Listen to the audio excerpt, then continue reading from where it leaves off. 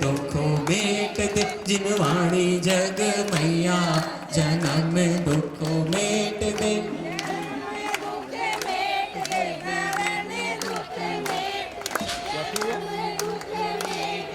जन्म दुख मेट दे जिनवाणी जग मैया जन्म दुख मेट दो।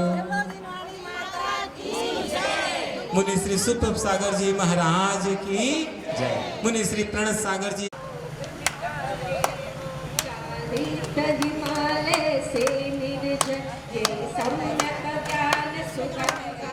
प्रतिष्ठित शुद्ध सागर जी मुनिंद्राय जन्म जरा मृत्यु विनाशनाय जन्म निर्वपामेति स्वाहा। सबकी पर गुरु भक्त भ्रमर मंडराते हैं तेरी ओम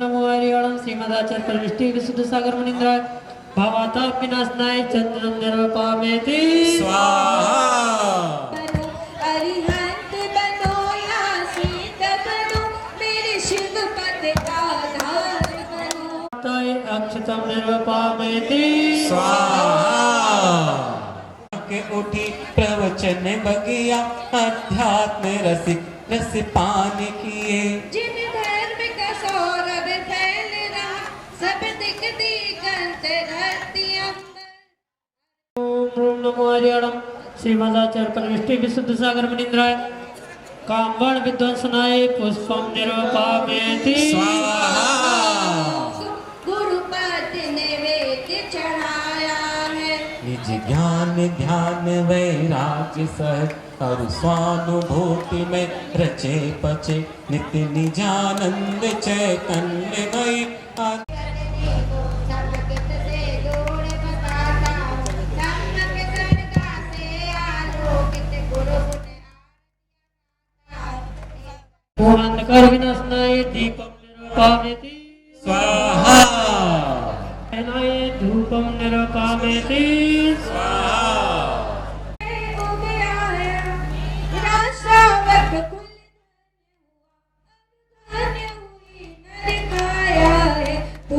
परमेश्वर विशुद्ध सागर मुनीन्द्राय मोक्ष फल प्राप्त है फलम निर्वपामेति स्वाहा मंगलकारी मैं अंग चढ़ाता हूँ पद प्राप्त है अर्घ्यम निर्वपामेति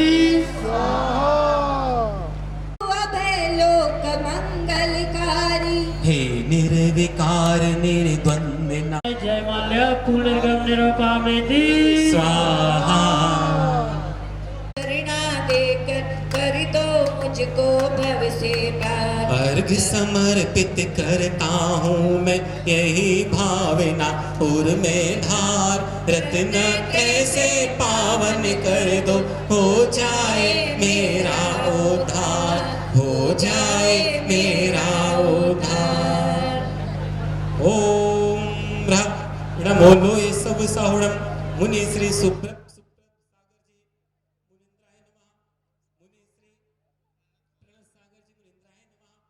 पद प्राप्त है अर्घ्य निर्वपामिति स्वाहा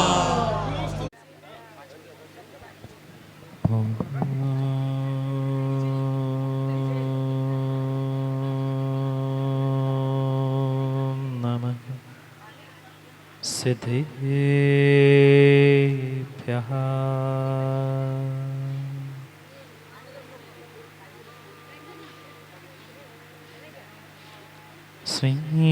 श्रीमत्परं गम्भीर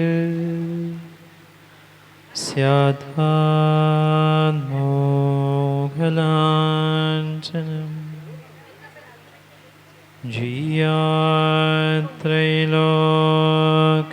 त्रैलोक्यनाथस्य शासनं जिनशासनम् जय मङ्गलभूदाणं विमलाणं नाणदंसनमयारं तैलोयसेयाणं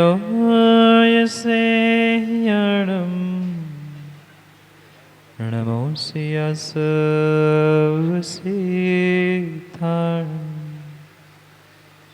नमो हरिहन्ताणं नमो सिद्धाणं नमो आयरीयाणं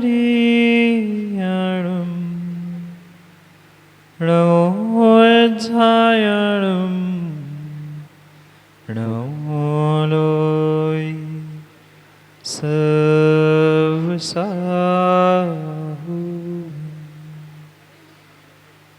अनंत अनंत परम सिद्ध भगवान की 1008 श्री महावीर भगवान की परम पूज्य आचार्य भगवान गुरुवर विशुद्ध सागर जी महाराज की सनातन जैन धर्म की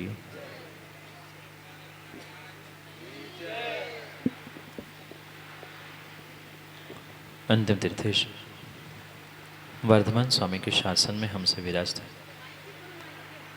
और उनकी ये पावन पीयूष देशना हम सभी के लिए परम उपकारी। भव्य आत्माओं, आज क्या है? आवाज सुनाई नहीं दी। आज क्या है? अभी भी सुनाई नहीं दिया। आज क्या है? अभी थोड़ा सा ही सुनाई दिया। आज क्या है? ऐसे लग रहा है कि सबको भूख ज़्यादा लगी है, महावीर जयंती की कम पड़ी। हर साल हम महावीर जयंती मनाते हैं और हर वर्ष एकत्रित होते हैं, भगवान महावीर स्वामी के बारे में, उनकी घटनाओं के बारे में, उनके पूर्व भावों के बारे में भी जानते हैं। बचपन में वो ऐसे थे, उनका सन्मति, वीर, अतिवीर, कितने नाम माँ? अच्छा, ज्ञानी हैं आप। 5 नाम हैं। प्रत्येक नाम के पीछे के कथानकों को भी सुनते हैं, पर उन्हीं घटनाओं को, उन्हीं बातों को पुनः पुनः हर वर्ष सुनने से मैं पूछना चाहता हूँ, मंत्री जी कितना बदलाव हुआ? क्योंकि दूसरों की घटना और मात्र बचपन की घटनाओं को और बचपन की यादों को याद करने से कोई जीवन में आगे नहीं बढ़ता। जीवन में आगे बढ़ने के लिए कुछ नया और कुछ नए तरीके से हमें प्राप्त करने की आवश्यकता है, तभी जीवन में हम कुछ बहुत अच्छा कर सकते हैं। और अक्सर हमारे साथ और धर्म के साथ तो यही होता है। हर वर्ष पर्युषण आते हैं, हर वर्ष महावीर जयंती, हर वर्ष दीपावली आती है, हम पूजन करते हैं और जैसे थे, बोलो ना, कैसे थे? जैसे थे वैसे ही है। भगवान के कल्याणक मनाते मनाते 2500 से भी अधिक वर्ष हो चुके, पर हम राजेश जी अपना कल्याणक कब मनाएंगे? कल्याणक नहीं, कम से कम अपना कल्याण करने की भावना कब जागृत करें? ये जितने भी त्यौहार, जितने दिन, जितने पर्व हम मनाते हैं, उसके पीछे का मुख्य उद्देश्य यही होता है कि उनको स्मरण करते हुए हमें अपने स्वयं के कल्याण की भावना भाने की आवश्यकता है। एक व्यवहारिकता के निमित्त से हर वर्ष जलूस भी निकलता है सबका, बोलो ना, भोजन भी होता है और घर जाके पुनः जैसे थे वैसे ही। पुनः कब मिलेंगे? अगली साल। क्यों मिलना? हम किन कारणों से, किस प्रकार से इन भगवान के कल्याणकों को मनाते हुए अपना कल्याण करना चाहते हैं, इन बातों को समझने की आवश्यकता है। माताओं, सुनना है क्या? नहीं तो एक माइक मंत्री जी उनको दे दो, मैं थोड़ी देर विराम ले लूँ, उनकी सुन लेंगे इस साल हम। ये विश्वास मानना कि भगवान का कल्याणक मनाना या उनकी मात्र पूजन पाठ करना, जलूस निकालना, इतना ही हमारा उद्देश्य नहीं है। ये सब कई वर्षों से, और कई वर्षों से नहीं माँ, कई भवों से हम करते आए हैं। इन्हीं क्रियाओं को करते करते हम कभी आगे बढ़ने की भावना को प्राप्त ही नहीं कर पाए, सत्यता ही नहीं समझ पाए। पुरानी बातों को, पुरानी घटनाओं को, उनका यहाँ पर जन्म हुआ था, क्या आप लोग नहीं जानते? महावीर भगवान का जन्म कहाँ हुआ, उनकी माँ के, उनके पिता के, उनके पूर्व भाव, ये सभी घटनाओं को हम जान चुके, पर मेरे जीवन की घटना कब बदलेगी?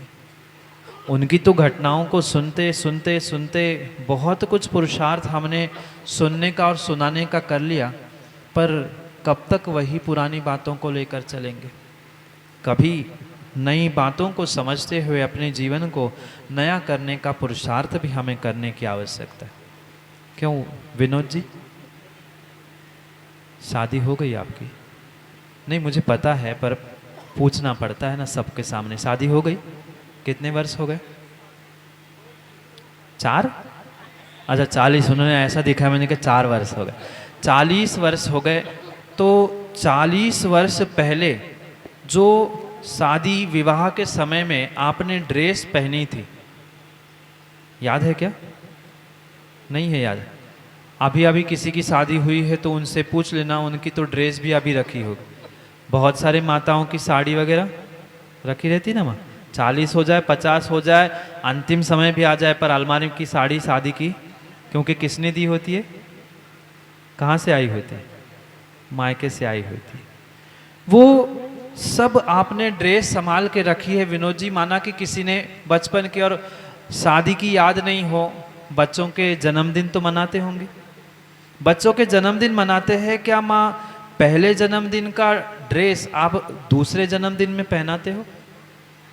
जो पहली एनिवर्सरी में आपने ड्रेस पहना था, या शादी का कितना ही कीमती हजारों लाखों का भी ड्रेस क्यों ना हो, क्या पुनः दूसरी बार नहीं पहनते?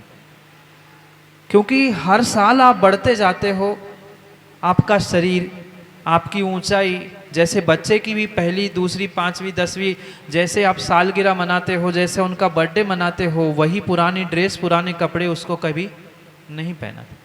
फिर वही पुरानी बातों लेकर हम महावीर भगवान को क्यों याद करें?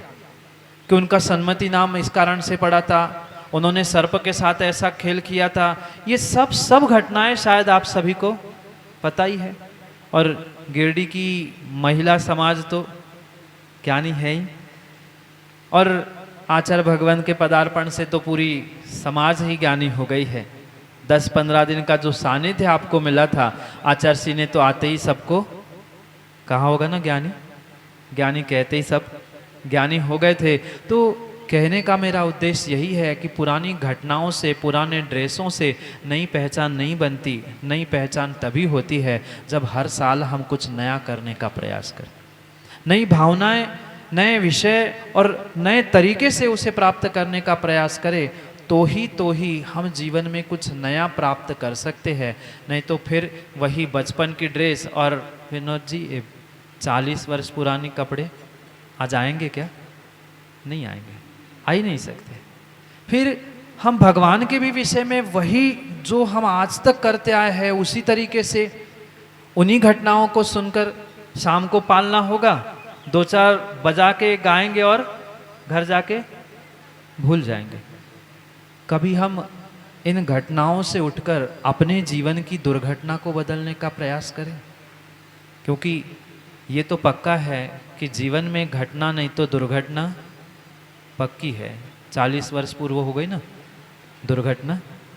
अरे अब आप ही जानते हो बहुत अच्छे से कि घटना है कि दुर्घटना है। वैसे तो यूं तो दुर्घटनाएं जब होती है, दुर्घटना होने के बाद हल्दी लगती है, और शादी में बोलो ना, आप तो सभी शादीशुदा हो, पहले हल्दी लगती है और कहते भाई संभल के रहे ना, दुर्घटना कल होने वाली है। क्या करें, फिर भी जीव समझ नहीं पाते। उन घटनाक्रमों से हटकर जो भगवान महावीर स्वामी का सिद्धांत था, दया, दम आदि, उन सबको हमें समझने की आवश्यकता है। क्या मात्र महावीर जयंती के जुलूस और एकत्र होने से क्या उस दया को मैं प्राप्त कर पाया? मेरे भीतर प्रत्येक जीव के प्रति करुणा, दया, अहिंसा के भाव प्रकट हो पाए? नहीं हुए। अगर हमारे अहिंसा के भाव प्रकट नहीं हुए हैं तो विश्वास मानना, हमारी महावीर जयंती मनाना, एक साथ भोजन करना कभी सार्थक हो नहीं सकता, कभी सार्थक नहीं हो सकता। दया का, अहिंसा का मतलब ये नहीं है कि हम मात्र एक दिन या 2-4-6 दिन एक थाली में भोजन करने से हमारा प्रेम वात्सल्य बढ़े। भीतर की भावनाओं को और भीतर की उस करुणा, दया की भावना को हमें और बढ़ाते हुए, अपने समान सभी जीवों को मानते हुए उनकी रक्षा के भाव भीतर धारण करने की आवश्यकता है। क्योंकि महावीर जयंती के दिन तो भगवान महावीर स्वामी का सूत्र याद आता ही है, आता है ना? क्या कहा भगवान ने? महावीर स्वामी का क्या उपदेश? अरे यार कमज़ोर आवाज़ है। अभी तो श्रीफल चढ़ा रहे थे कि महाराज यहाँ रुक जाओ, और आवाज़ इतनी सी निकलेगी, इतने लोग बैठेंगे तो कैसे काम बनेगा। माँ महावीर स्वामी का क्या उपदेश? कमज़ोर आवाज़ है। भूख लगी है क्या? बंद कर दूं? महावीर स्वामी का क्या उपदेश? कितनी बार जिया और कितनी बार जीने दिया। जलूस में चलते चलते ही धीरे से ये सब बगल वाले को मारते जियो और अरे गलती से लग गया, मारना तो जान के ही था पर क्या कह रहे जियो और जीने दो। आज तक हमने ना सूत्रों को समझा, ना भगवान को समझा, ना भगवान के कल्याणकों को समझा, मात्र और मात्र वही वही वही वही पुरानी जिंदगी जीते आए हैं। कभी तो समझे जियो और जीने दो है क्या। एक ऐसा इथिक्स, ऐसा नागरिक शास्त्र है जो वास्तव में अगर समाज में और पूरे देश में, और मात्र पूरे देश समाज में नहीं, पूरे ब्रह्मांड, पूरे राष्ट्र में अगर छा जाएगा तो कभी अशांति और कभी हिंसा दिखाई नहीं देगी। बहुत अद्भुत सूत्र भगवान महावीर स्वामी ने हमें दिया, जियो और जीने दो। यह दया का पहला कारण है, यही दया का पहला निमित्त बनता है। क्योंकि मैं अगर जीने के लिए जी रहा हूं तो दूसरे को जीने देना, दूसरे को जीने देना, दूसरे की जान लेना नहीं तो आज जीने कम देते और जान ज़्यादा ले लेते। जियो और जीने दो। आप लोगों ने नागरिक शास्त्र पढ़ा क्या? स्कूल कॉलेज पढ़े होंगे ना आप लोग, तो बहुत पढ़े लिखे हैं। वहाँ उस एथिक्स में पढ़ाया होगा कि अधिकार और कर्तव्य, जो भारत का नागरिक है उससे अधिकार भी है और कर्तव्य भी है। पर जो हमारे तीर्थंकर भगवान ने इस अधिकार और कर्तव्य की बात की, यही संक्षेप में उन्होंने जियो और जीने दो के लिए स्वीकारा। जीना अगर मेरा स्वयं का अधिकार है तो दूसरों को जीने देना, दूसरों पर दया करुणा करते हुए उसको भी जीने देना, ये उस जीव के प्रति हमारा कर्तव्य हुआ करता। हम अधिकारों के लिए तो लड़ते हैं। आज हर घर में, परिवार में, समाज में मेरा अधिकार इतना है, मेरा प्रॉपर्टी में अधिकार इतना है। कितना है माताओं आपका अधिकार? जायदाद में कितना है? 30, 35, 40, 50-50 हो गए ना आप तो। उस अधिकार में तो हम लड़ते हैं, पर कभी हमने अपने कर्तव्यों के बारे में सीखा? अगर ये एक छोटा सा सूत्र जियो और जीने दो का अगर हमारे भीतर में विराजमान हो जाएगा तो विश्वास मानना, कभी घर में, परिवार में, समाज में कलह और लड़ाई हो ही नहीं सकती, हो ही नहीं सकती। शब्दों में तो हमने बहुत कुछ सुना है, अहिंसा परमो धर्म भी सीखा, जियो और जीने दो भी हमने पढ़ना सीखा, पर उसे अपने जीवन में कैसे कैसे इस्तेमाल करना, कैसे उसका प्रयोग करना, ये हम आज तक नहीं समझ पाए, आज तक नहीं समझ पाए। और इसलिए आज तक भगवान का कल्याणक मनाते मनाते मनाते मनाते हम अपना स्वयं का कल्याण नहीं कर पाए, नहीं कर पाए, नहीं कर पाए। मात्र एक बार पिछली पर्याय में, त्रियंश की पर्याय में, याद है ना, उस शेर की पर्याय में 2 निर्ग्रंथ मुनिराजों का उपदेश उस शेर को मिला था, जिस मृग पर, हिरण पर वह पंजा मार रहा था। मुनिराज के उपदेश सुनते ही उसका जीवन बदल गया और वह शेर भी भगवान महावीर बन गया। आप लोग कौन हो? आप लोग कौन हो? बोलो ना। शेर हो? हैं? मनुष्य है ना? उस पूंछ वाले ने तो अपना कल्याण कर लिया, पर अरे मूंछ वालों, आपका कल्याण कब होगा? ये सोचने और समझने की आवश्यकता है। जब तक हम अपने स्वयं को बदलने का प्रयास नहीं करेंगे, जैसे मैं जीव द्रव्य हूँ, मुझे जीने का अधिकार है, दूसरे को भी जीने देने का मेरा जो कर्तव्य का पालन मुझे नहीं करना है, तब तक कभी हम अपने जीवन में सुख, शांति और समृद्धि को प्राप्त नहीं कर सकते, नहीं कर सकते। इसलिए इस छोटे से सूत्र को वह कर्तव्य अधिकार के रूप में हमें अपने जीवन में प्राप्त करना है। जितना आवश्यक मुझे स्वयं को जीने के लिए है, जितनी आवश्यकता मुझे स्वयं को जीने के लिए है, उतनी ही आवश्यकता, उतना ही कर्तव्य का पालन सामने वाले को जीने देने के लिए भी करना है। ये सोच समझकर हमें पुरुषार्थ करना है। क्या करूँ, समय घड़ी का बहुत हो गया, बहुत सारे खिसक गए, मतलब ऐसे नहीं खिसके, गर्मी से खिसके हो तो पता नहीं, बहुत सारे अपनी अपनी थालियों के पास खिसक गए हैं। पूरे खिसकने के पहले मैं खिसक जाऊं, क्योंकि मेरा भी समय हो रहा है सामायिक का। सबके लिए यही आशीर्वाद है कि ये जो स्वर्णिम सौभाग्य आपको मिला है और बहुत बहुत ही सहजता से जो निर्ग्रंथों का सानिध्य इस महावीर जयंती के परम पावन अवसर पर और आचार्य भगवान गुरुवर विशुद्ध सागर जी के आचार्य पदारोहण दिवस के निमित्त से मिला है, यह आप सभी का सौभाग्य और आपके सौभाग्य की सराहना करते हुए यही आशीर्वाद है कि ऐसे ही निर्ग्रंथ की सेवा और ऐसी ही भावना के साथ अध्यक्ष जी अपनी पूरी समाज को आगे बढ़ाते हुए अपने आत्मा का भी, अपने स्वयं का भी कल्याण करने का पुरुषार्थ करना होगा, क्योंकि अब चूक गए तो पता नहीं छठे काल में कौन हमें समझाने आने वाला है। यही एक पंचम काल का काल है जिस काल में हम अपने आप को, अपनी आत्मा को कुछ उद्धार करने के लिए पुरुषार्थ कर सकते हैं, क्योंकि छठे काल में न भगवान मिलेंगे, न जिनवाणी मिलेगी, न कोई उपदेश करने वाला गुरु भी मिलेगा। ये देव शास्त्र गुरु का सानिध्य, ये वीतराग धर्म मात्र और मात्र इस पंचम काल तक ही है। छठे काल में कोई धर्म है ही नहीं। जाना है ना, जाना है ना? भोजन करने नहीं पूछ रहा हूँ, छठे काल में कितनों को जाना है? भोजन तो सबको करने जाना है, छोड़ भी दूंगा, पर छठे काल में, अगर छठे काल में नहीं जाना है तो अभी भी समझ जाओ, अभी भी समझ जाओ। दया, दम, समाधि, त्याग, इन 4 सूत्रों को और जियो और जीने दो, इस उक्ति को जीवन में उतारते हुए हम अपने जीवन को, अपने आप को, अपने स्वयं को बदलते हुए, सबको बदलते हुए देखने का पुरुषार्थ करें।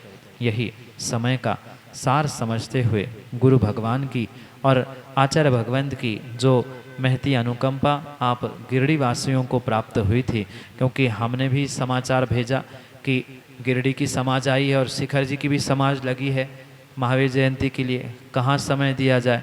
गुरु भगवान से समाचार आया कि शिखर जी में तो बहुत सारे साधु हैं, तो गिरडी में पहुंच जाना, और इस गर्मी में भी आपके पुण्य के प्रताप से एक गिरडी समाज को निर्ग्रंथों का सानिध्य इस महावीर जयंती की पावन अवसर पर प्राप्त हुआ। यह आप सभी का पुण्य, आप सभी का पुरुषार्थ ही फलीभूत हुआ है। ऐसा ही पुरुषार्थ आने वाले दिनों में करते रहना। तो नियम से अभी तो मुनिराजों का सानिध्य भगवान के कल्याणक के निमित्त से मिला है, और ये तो गिरडी ऐसी पावन भूमि और पावन जिला है कि जहाँ साक्षात शाश्वत तीर्थराज विराजमान है। ये ऐसी पावन भूमि है। ऐसा ही पुरुषार्थ आप करते रहना कि ये आने वाला समय आपके भी कल्याणक के रूप में परिवर्तित हो, कल्याणक होना हो, कम से कम कल्याण ही हो जाए तो भी बहुत बड़ी बात है। समय पर, समय की बात पुनः समय पे करेंगे, क्योंकि समय पे किया गया काम समय को दिलाता है। बोली भगवान महावीर स्वामी की, आचार्य भगवान गुरुवर विशुद्ध सागर जी महाराज की। पापनाशनम भवतु छाम छीम छुम छुम छा क्षीरधौले अमृत संभवे बम बम ह्रौम ह्रौम स्वाहा सरस्वती भप्रसादा सुज्ञानम भवतु। ओम भूर्भुवः अहं नमः सर्वशान्तिं कुरु। ओम भूर्भुवः अहं नमः सर्वशान्तिं कुरु। ओम भूर्भुवः अहं नमः सर्वशान्तिं कुरु।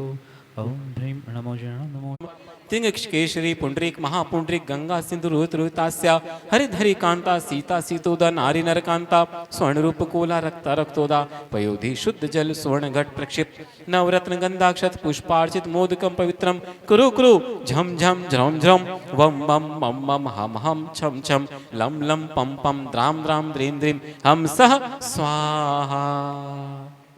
जय बोल महावीर भगवान की जय। जय बोलो महावीर भगवान की जय। जय बोलो महावीर भगवान की जय हो। जय हो।